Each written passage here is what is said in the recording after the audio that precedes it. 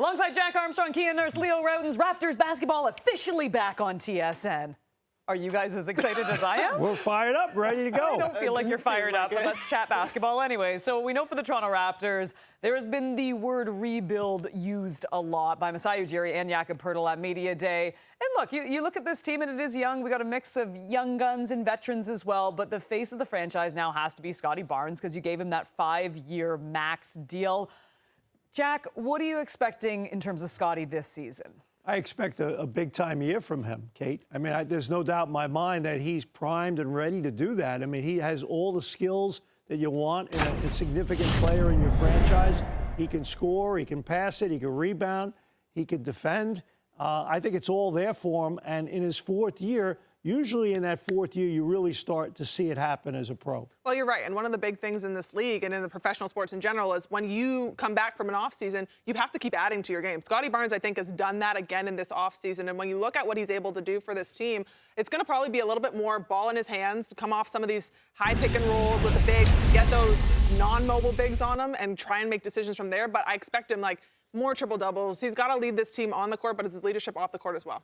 Here's the big thing. When you're in a rebuild and you're a franchise guy and you can do anything you want, you still got to learn to play the game the right way, right? If you're going to be a leader, you got to lead the right way. And that's not just vocal, it's how you play the game. So I think it's really important and it's difficult, right? It's going to be difficult when you're going to be losing games and things are going to be going sideways sometimes to play the game the right way and still be an impact player. And that's a challenging thing for a young guy, but that's something that's got to happen for him. And it wasn't just Scottie Barnes that the Raptors committed to. They also committed to Emmanuel Quickley, a 5-year, $175 million deal. Jack, how do you see him complimenting Scottie? I really like what I saw from him at the end of last season, Kate, and I think the sky's the limit for him. He is a scoring-minded point guard, no doubt about it, but he can get his own. He can score at the rim, and he's a guy that can really shoot the ball from 3.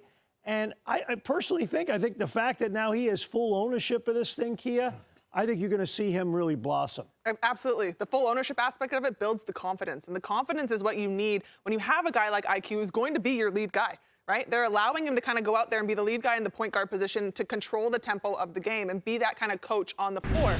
I think on the defensive end is where they're going to need him the most. We've oftentimes seen the Raptors struggle with very fast, quick guards defensively. He has the speed, he's got the basketball IQ, and he's got the quickness to keep those guards in front of him. Yeah, he absolutely has to contain the ball, right, at the head. That's really, really important for a player like him. But I love his energy. I love his energy at the offensive end, at the defensive end. But you be able to push the ball, play quick. Now, he does have a little bit of an issue because he's a point guard with the ball in his hands. What do they want Scottie Barnes to do? Have the ball in his hands. So he's going to have to learn to play off the ball and be just as effective as when he has the ball. And I really like the Raptor point guard situation. You got Davion Mitchell, you got Shed, the youngster from Houston.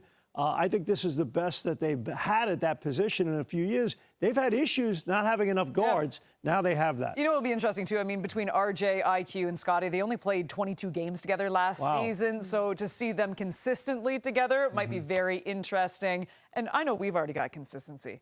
We're ready to go. Game shot at this point. Here we go. As we send it back to SportsCenter.